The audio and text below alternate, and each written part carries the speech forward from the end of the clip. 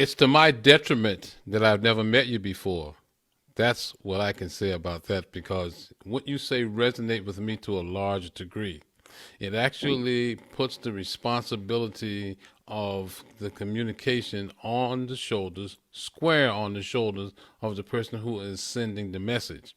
Now, all cultures don't do that. My culture do that, and part of what I'm called to do is to understand if a culture is different from mine. Because while I might make it my responsibility that you understand what I'm saying, some cultures, the listener takes the responsibility to understand what I'm saying. And if they take the responsibility to understand what I'm saying and they're not understanding what I'm saying, then I'm never going to know unless I'm privy to the fact that the person that I'm talking to is taking the responsibility for what I'm saying.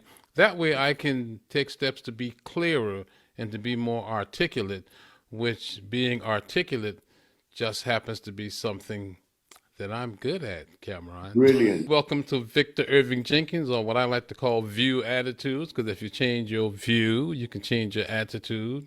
I think that when you are communicating, and particularly we're talking about communicating in English, which is my preferred method of communication. It's not my only method, but it's my preferred, and it's what I'm best at.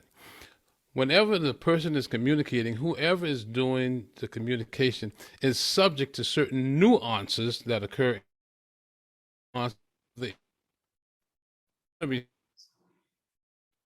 that occur in English. However, it is you see yourself when you're talking to somebody, that's the person that's doing the communication. So, first of all, talking to yourself, what you say when you talk to yourself is going to be affecting everything you say to someone else. If you're saying to yourself that you are confident, if you're saying to yourself that you can do it, if you're saying to yourself that you're an overcomer, if you're saying to yourself that people love you, if you're doing those things, then as you are communicating to other people, the effects of those things will come through 100% of the time. As I've said numerous times before, our subconscious mind really is running our life. So the thing that we are saying to ourselves is being planted in our subconscious mind. And that's one nuance you don't want to get wrong, because if you're thinking of yourself as a victim, when you're talking to people, that is going to be evoked. If you're thinking of yourself as a victor, then that will be evoked as well. Now, sometimes when you're talking to people, you may be talking to someone who seems like they don't resonate with you. And for me, when I'm talking to someone that doesn't resonate with me, that tells me that that person has the characteristics or a trait of which I have that other people don't like, that I'm just not paying attention to. So, in an effort to talk to yourself properly, in an effort to be an effective communicator, I'm going to suggest to embrace these four agreements that I've run across in this book I've read. The book is entitled The Four Agreements, and I hope the author doesn't mind me using his four agreements. Now, the first part, never assume anything, that's critical. You must never assume anything as you're speaking to someone. And if you have a communication that's not going quite the way that you want it to go, don't automatically figure it's your fault. Don't automatically figure it's their fault. Do further investigation. Implement the idea of asking questions, which several people have alluded to here. The next agreement that you want to make to yourself is always do your best. Now, the way that you always do your best, go back to the first agreement. Never assume anything. See, human beings are not interested in driving wedges between themselves and other human beings. And if you find yourself having a communication that's not effective, believe me, the person that you're talking to is not making it happen on purpose, because we want to come together. We want to communicate with each other. We're not trying to drive us apart. I mean, really, why would we? It's so easy to drive people apart. You can just ignore them and they'll be driven apart quickly. So never assume anything and always do your best. The next thing I want to talk about, which is the most critical part, is be impeccable with your word. Be impeccable with your word. And I believe that this is this is key to the whole communication experience, to the whole speaking English experience. Being impeccable with your word is more than simply saying, I've got to do what I say I'm going to do.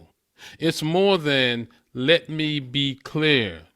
What it is that many people miss is you never, ever, ever, ever, ever say anything that you don't want to be true or that's not already true. So ideas about I'm not good enough, ideas about I don't speak English well, ideas about I'm so stupid, all of those things contraindicate the agreement of being impeccable with your word. Make it a practice never saying anything that you don't want to be true. So you'll never hear me say anything like, man, I'm not good looking.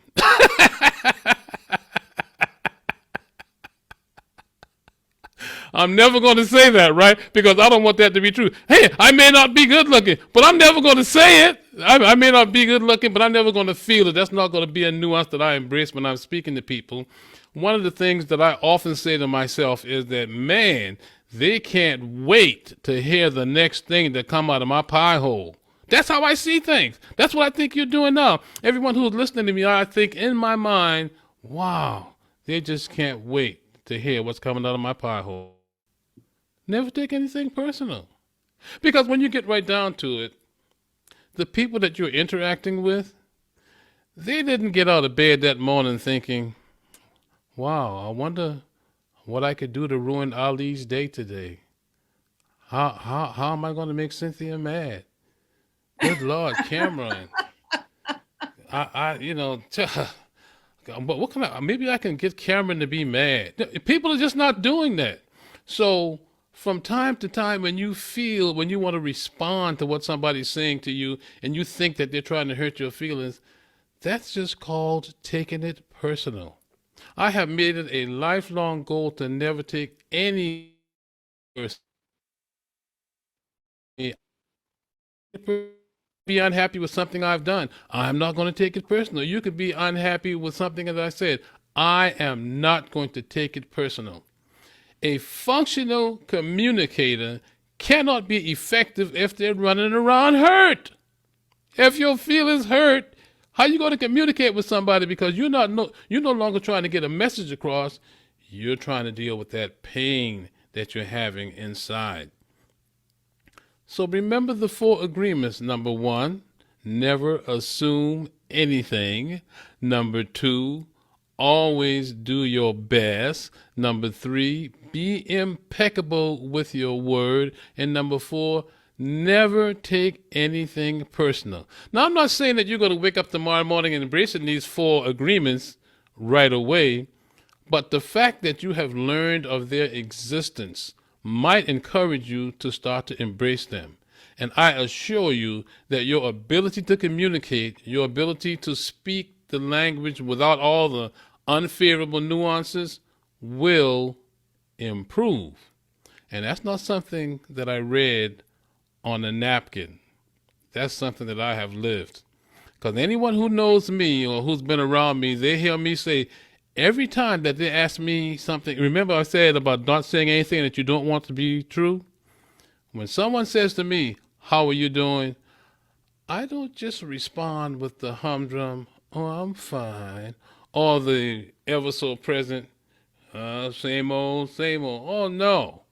That's not what you're going to get from me when you ask how I'm doing, because believe it or not, how I'm doing is the most asked question on the face of the earth. So you ask me how I'm doing, if it's me, and you know it's me, I'm going to respond with the words, I am better than I was, but I'm not as good as I'm going to be. And anybody that's known me any length of time will tell you, I am better than I used to be, but I'm not as good as I'm going to be.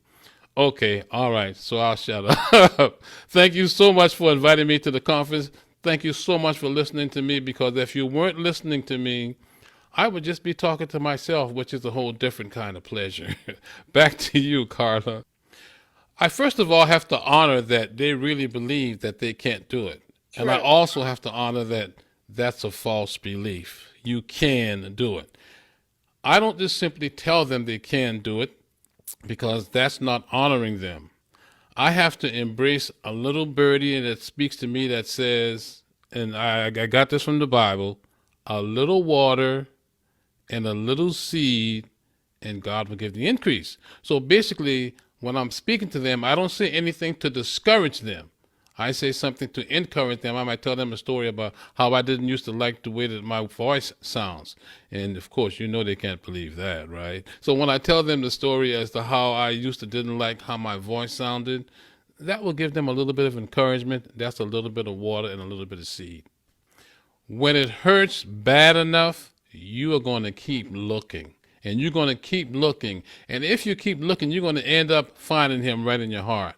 See, I suffered with panic anxiety attacks for 15 years. 15 years I had panic and anxiety attacks until I came to realize that what I was translating as panic and anxiety was actually excitement. It was enthusiasm. It was the juice of life. And once I discovered that, I just let it out and put it on everybody that I come in contact with.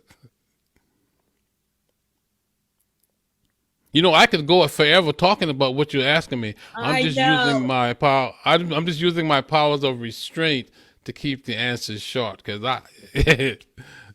this is a drug for me. Silence is an individual sport. It is an individual sport that many people don't get to play because of family commitments and relationships and that sort of thing. However, I'm a little bit fortunate in that regard that I have a wife, I have no children, I have no family that's close by. You see, silence is where we plant the seed for the life that we live. If we properly use silence, we can choreograph our entire life. If you wake up in the morning after you wake and you have some time on your hands and you think to yourself, I'm in the front of the room, I am speaking pearls of wisdom, everybody loves it.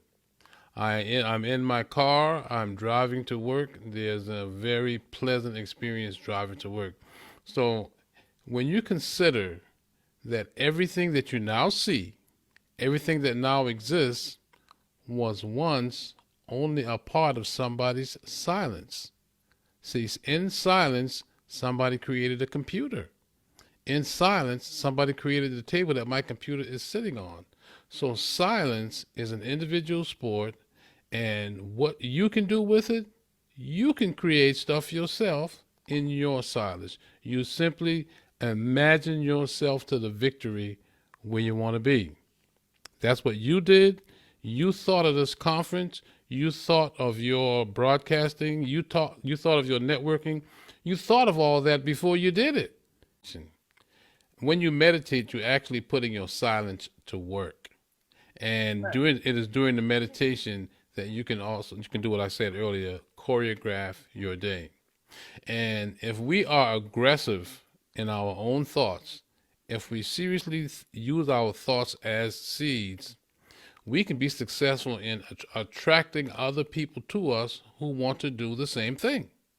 And as we attract other people to us who want to do the same thing, and we teach them what we are doing, what we know how to do, in the long run, that's how we can affect our world. We affect our own world, believe it or not, by the thoughts that we allow to inhabit our silence on a consistent basis.